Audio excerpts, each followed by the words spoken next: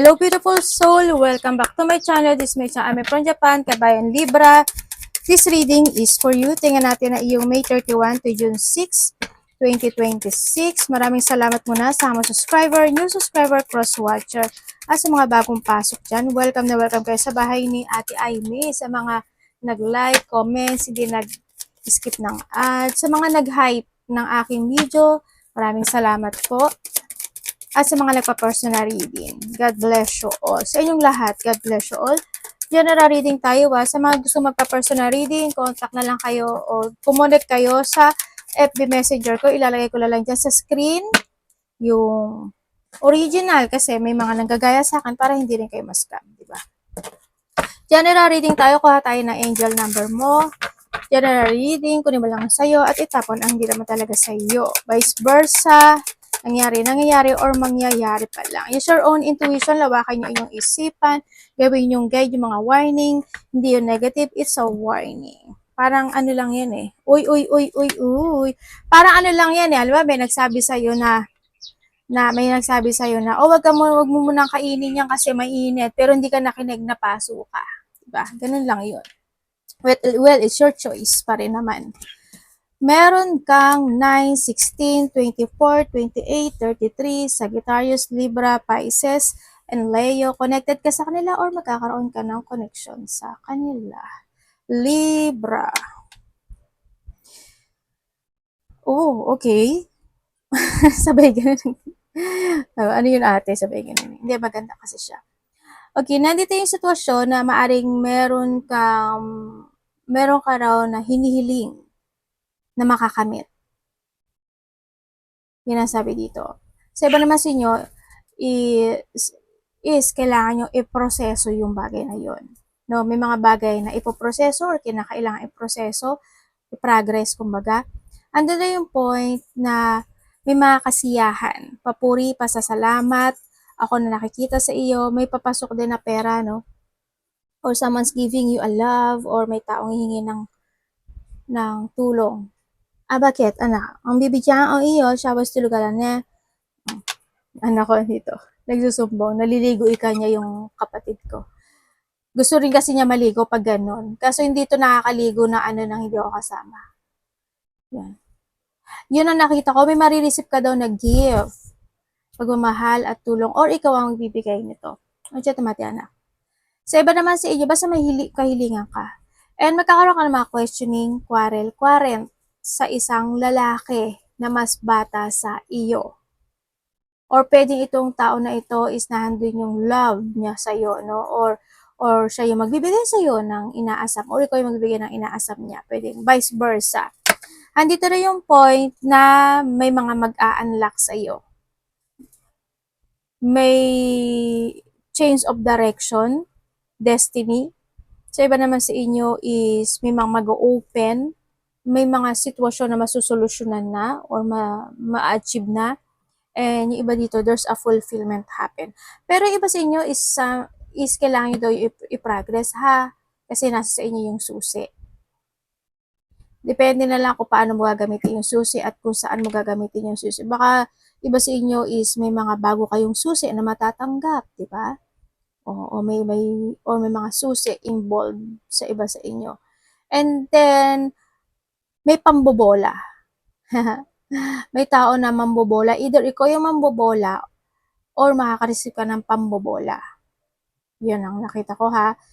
Sa iba naman sa inyo is achievement, scamming. Alam mo may tao na na may paghanga, may either may tao kang hinahangaan or may taong hahanga sa iyo. Yun ang nakikita ko, may paghanga. Ako nakikita, and then may giving. Yan, baka may marireceive ka talaga sa iba sa inyo. Yun.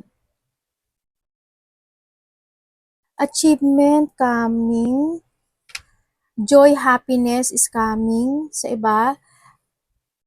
Kasiyahan is coming. Pagbabalik ng strength, confidence, and lakas mo daw is coming. Or pwedeng may magbibigay nito sa'yo nito. Pwedeng nato sa point na yon sa iba sa inyo. May mga idea ka rin daw na i-pursue or kinakailangan mong i-pursue. No, yung iba. May paglaya eh. Siguro this time mas magiging magaang yung energy mo this time o may mga paggaang ng sitwasyon sa iba. May ibon ba kayo? Yan, may mga freedom situation ako nakikita. O di ba? End of a cycle. Maring nakakita kayo ng mga repeating numbers or connected sa yung mga number na to, tandaan mo pagka nakakita ka ng mga ganitong number or mga repeating number, ibig sabihin your angels or guide is try to connect sa'yo kasi may gusto siyang ibigay na mensahe pagdating sa'yo. 232320021122. Ay, halos magkakakonect siya. Oh, 22223. Oh. Wow. O, diba sabi ko sa'yo may action. Okay. There's a hope. Okay, andito yung sa point na iba sa inyo is magkakaroon ng mga spiritual awakening. Congrats. But andun pa rin yung new beginning, ano? Pero iba sa inyo, nasa inyo talaga yung susi. There's a fresh start happen into your life. Magkakaroon ng mga personal development or kinakailangan. Andito yung point na may mga creativity ka daw na gagawin o may i-structure ka. Sa iba naman sa inyo is this is a personal growth when it comes sa iba, no? Andun din yung point na may mga completion, sabihin may magtatapos at may mag-uumpisa talaga. Sa iba naman is ang mga kailangan mo daw iwasan talaga is yung mga sobrang pag-iisip, yung mga bagay na pwede ka ma-stress, ma-depress, mga ganyan. Yung maramdaman mo na hindi ka nila maintindihan, maramdaman mong nag-iisa ka, yung nararamdaman mo yung lungkot, iwasan mo yan. Okay, endless of cycle. Also, this sa 5, di ba? 5 is a changes, and 5 plus 5 is 10, is a completion, di ba? Congrats, kasi may end of a cycle sa'yo. Charisma, communication, society, movement, journey, repetitive circumstances, and pattern. Okay, may pattern ka. May movement ha, may journey happen. There's some truth your resistance to accept over and over again. Kaya, ibig sabihin din dito kasi is may mga sitwasyon na something need to accept kaya para nasa isusi talaga. Until you're tired and retrain beyond depression. Ay, may depression nga doy. Hindi ba nakakapagod, di ba? It takes a decision to live life for yourself. Life is all about passion. Then, you make a change and the world around you follow. Tama naman. Kasi andito yung point na mag-focus ka sa sarili mo. Mag-focus ka sa sarili mo for a change kasi kung ang sitwasyon is wag mo pang hihinayang kasi kung para talaga sa iyo, yung para sa iyo. Susunod at susunod sa iyo yung para sa iyo. Yan ang nakita ko dito ha. But still, congrats kasi may end of a cycle situation. Ibig sabihin, nakakaroon ka ng alignment, no? Libra energy. Anak. Diba? Nagharutan pa. Your energy.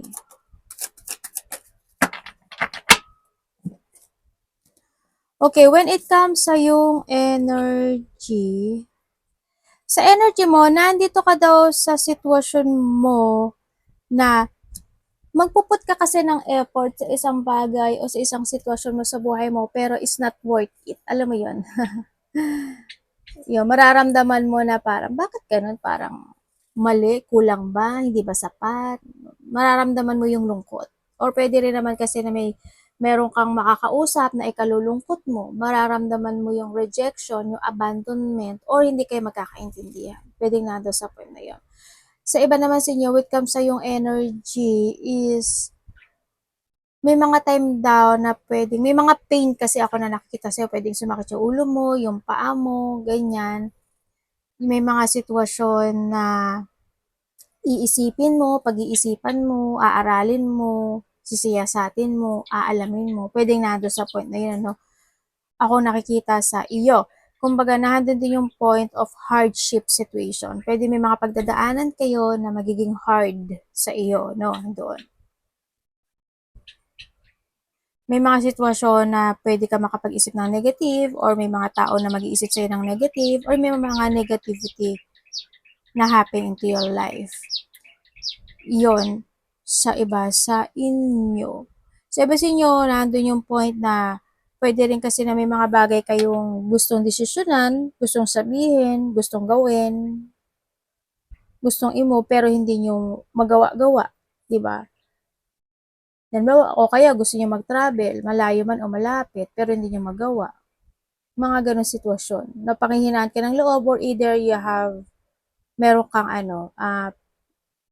pinagdadaanan na nahihirapan ka para magawa yung sitwasyon nyo na yun. Yun ang nakikita ko dito.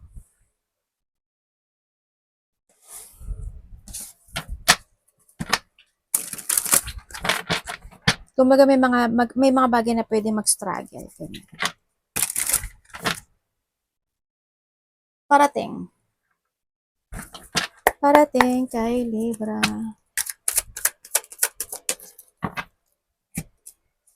Pero din na may babaeng makokonek sa'yo, no?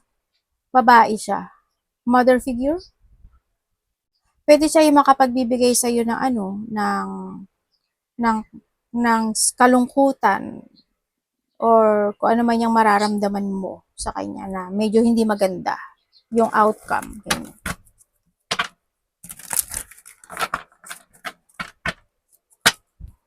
May sakit ka ba? Sa iba niyo may sakit kayo no? Or maybe there's a person na may sakit. May nakita kong may taong may sakit. O masakit lang talaga magsalita itong babae na to. Your energy. Ay, hindi. Parating pala. Parating.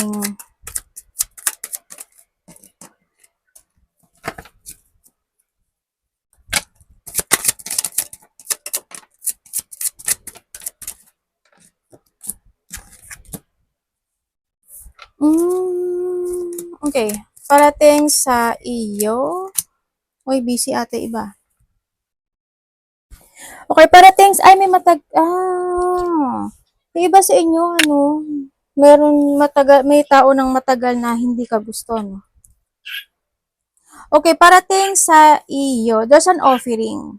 Ibig sabihin, may mag-o-offer or makaka-receive ka ng offer or may makakausap ka na may marireceive ka sa kanya, ganyan. Sa iba dito, this an opportunity.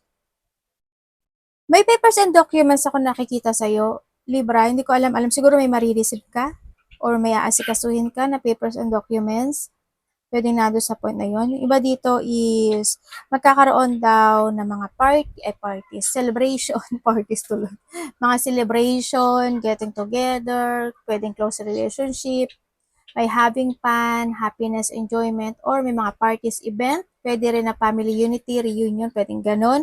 Sa iba dito kasal, or pwede may mga pag-uusapan sa kasal, may pupuntahang kasal, o kaya ano man yan, mga anniversary, mansary, basta kung anong mga isi-celebrate nyo ha, yun ang nakikita ko dito. O may mga pupuntahan ka, parating din sa iyo is magkakaroon ka daw ng disappointment sa isang taong mas bata sa iyo. Yun ang nakikita ko ha. And then,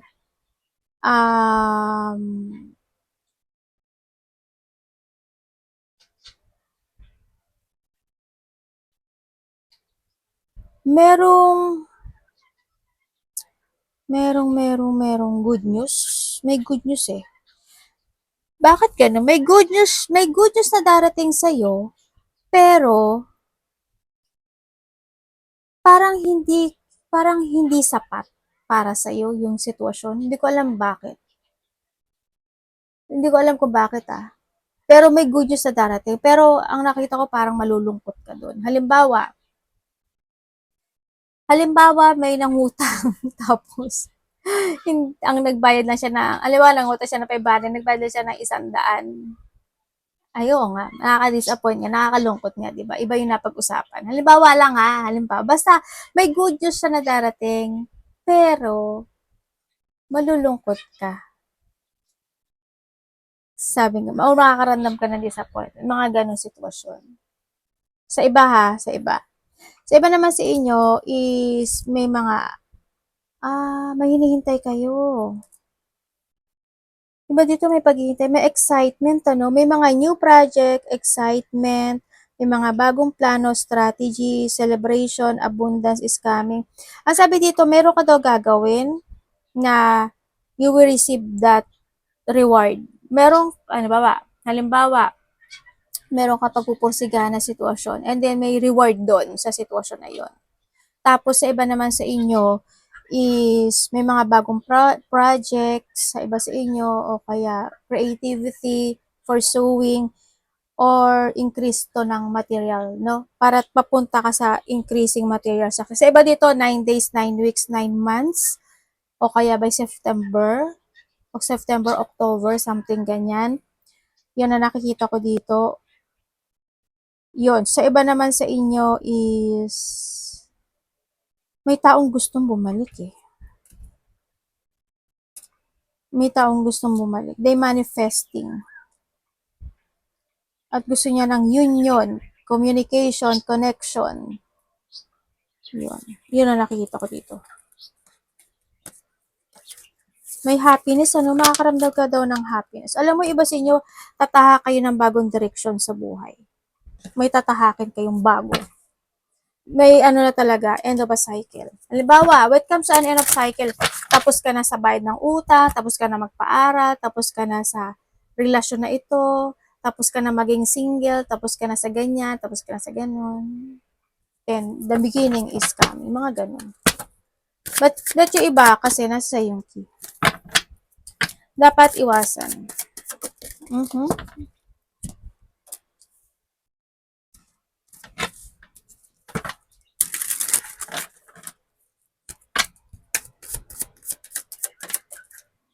Dapat iwasan. Okay, iwasan mo daw, Libra, yung sitwasyon na hindi ka maging aware sa mga taong kausap mo. Iwasan mo din yung hindi ka maging aware sa intuition mo. Iwasan mo yung sobrang paglabas ng pera. Iwasan mo yung magkaroon ng mga salungatan na sitwasyon, magmadali sa mga bagay-bagay o sitwasyon, mawalan ka ng tiwala sa sarili mo o believe sa sarili mo, pagtatalo, alita, hindi pagkakasundo. No? Sa iba naman sa inyo, yung ma-overwhelm ka sa sitwasyon. Iwasan mo ma-stagnant ka or matrap ka. Iwasan mo yung yung tulad sabi ko kanina, 'di ba, magmadali ka sa sitwasyon kasi pwede kasi yun magkaroon ka ng mga bad decisions sa buhay. No, kasi may mga bad decision happen into your life. Andito rin yung point na iwasan mo na hindi ka magkaroon ng transformation sa sarili mo. Kung saang aspeto ng buhay mo yan na kinakailangan. May sitwasyon din na kailangan mo ng gumising. May mga sitwasyon na kailangan mong matutunan sa nakaraan. Magkaroon ka daw ng um, self-evaluate sa sarili, ganyan. Tsaka may mga bagay ka doon na kailangan mo i-let go eh, no? Pero it's your choice. Sa choice siya kasi nasa yung key. And then, syempre, iwasan mo siguro yung ulitin yung nakaraan. Alam mo yun? Kung may mga makikita ka na red flag or may mga sign, mag-focus ka doon, ha? Wala sa'yo yun. Iwasan mo malungkot, manghinayang, o kung ano man yan, mag-regret, pagsisihan yung mga bagay. Kasi, it happen. Wag mo lang ulitin ulit. Love. Kapatid, anak, magulang, karelasyon, kaibigan, pamilya. Kung sino man itong love na to.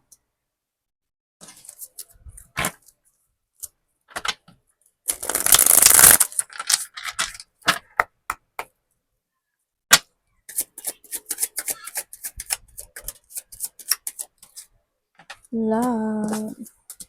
Kung single ka, okay, kung single, attractive yarn, dalawa o tatlo, isa dito pwedeng pass, no? Pwedeng may nakakausap ka na, iba dito LDR eh. Ate, okay ba siya?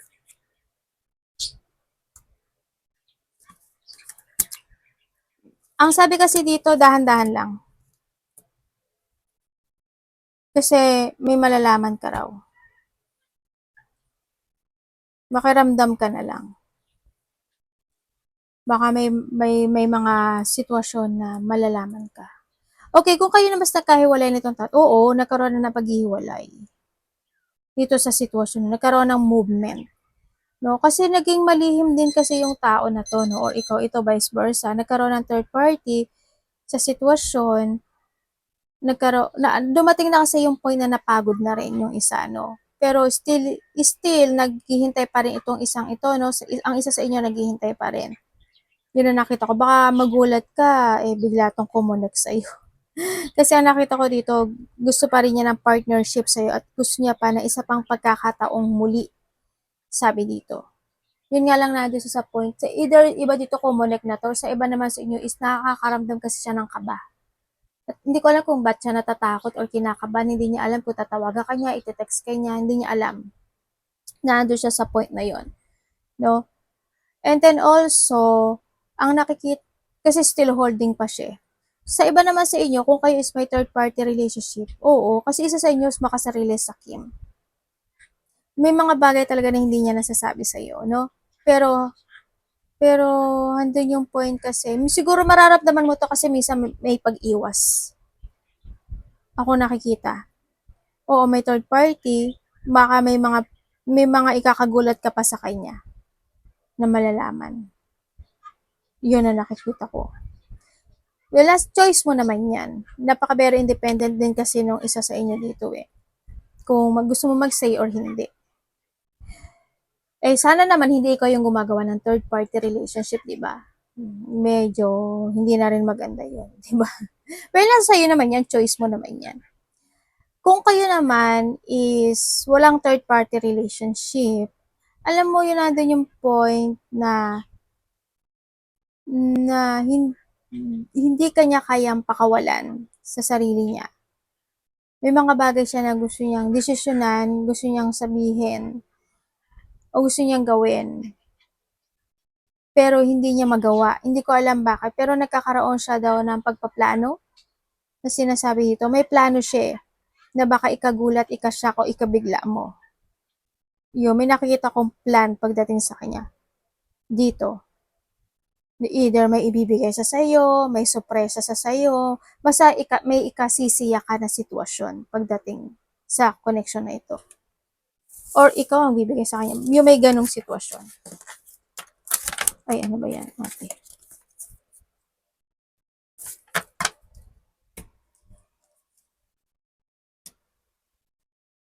May hindi siya sinasabi sa'yo. Yun. Sa iba sa inyo, may hindi siya sinasabi sa'yo, tapos meron siyang sitwasyon na hindi niya kayang i-let go. Hindi ko alam kung ano yun eh. Sa iba ganun. Money ni Libra. Tsaka mararamdaman mo naman yun.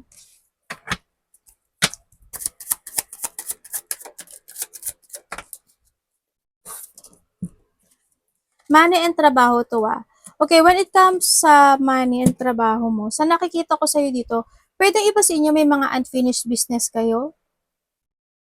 May mga iba sa inyo, may mga business kayo, no? Malaki man o maliit yan. Medyo kung ganun sa trabaho, medyo delay kasi yung success pagdating sa'yo, trabaho or money. Or sa iba dito, may unfinished business ka. No? Handun din yung point na nagiging mabagal yung development, but still, magkakaroon naman din ng development. Ang sinasabi dito. Siguro, by 10 days, 10 weeks, 10 months, or by October, yan, unti-unti mo nang mararamdaman yung magandang flow ng situation pagdating sa trabaho or kaperahan. Ano? Yun ang nakikita ko dito. Magkakaroon ng mga disappointment or sadness pagdating sa trabaho or kaperahan. Handun din yung point na, pero responsible ka naman sa nakikita ko dito kasi may mga time din na naging practical ka, diba? Yun nga lang minsan din talaga, may mga time din kasi na, hindi ko alam kung may utang ba kayo, meron bang nagiging matumal ba, may ganun kasi ako nakikita, medyo nagdi-delay kasi yung success sa'yo. Or pwede rin kasi na may mga i-delay ka na sitwasyon kaya hindi mo rin mapursu-pursu or hindi rin siya gano'ng mag-success, mga ganun. Nagiging mabagal yung decision making mo siguro, yung action mo, pwedeng nando sa point niya, pero still may development na magaganap sa'yo.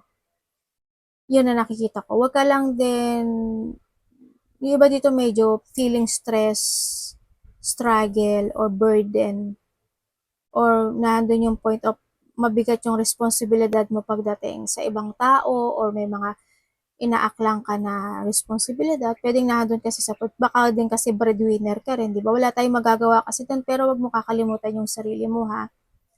Yun ang inaano ko sa'yo. May mga bagay din kasi na kailangan mong i-let go, i-withdraw, mag-escape, o you need to walk away dun para mas maging more good yung kaperahan or trabaho mo. Well, it's up to you to make it happen. Yung susi nasa iyo. Arigato namaste, God bless.